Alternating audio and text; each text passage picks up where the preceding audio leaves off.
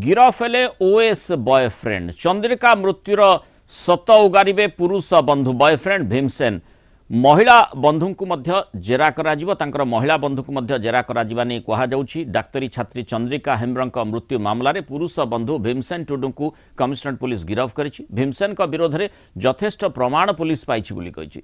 चंद्रिका मृत्यु पर भीमसेन ही परिस्थिति सृष्टि करथिले जहा फल चंद्रिका एभली चरम निष्पत्ति नैथिले। घटना दिन चंद्रिका भीमसेन को बारंबार कॉल करथिले हेले से उठै नथिले एमती कि अन्यर मोबाइल मागी मध्य से कॉल करथिबा कहा जाउछि। चंद्रिका मृत्यु खबर पाई ओएस ट्रेनिंग सेंटर रु फेरार हो जाइथिले भीमसेन। भुवनेश्वर खोर्धा टांगी मयूरभंज और झारखंड रे पुलिस सह लुचकाड़ी खेल खेलुथिले। जेतेबेले फेरार सबु बाट बंद होईगला सेतेबेले मयूरभंज बिसोई थाना रे आत्मसमर्पण कले भीमसेन। यापर बारंग थाना पुलिस एठी पहुंची भीमसेन को कटक आनिछि। युक्त 2 रे पाठ पढ़ुवा बेले चंद्रिका भीमसेन को बंधुत्व होइतिबा कटक डीसीपी सूचना दैछन्ति। भीमसेन को त्रिकोणीय प्रेम संपर्क जानिबा परे संपर्क रे फाट सृष्टि होइतिला।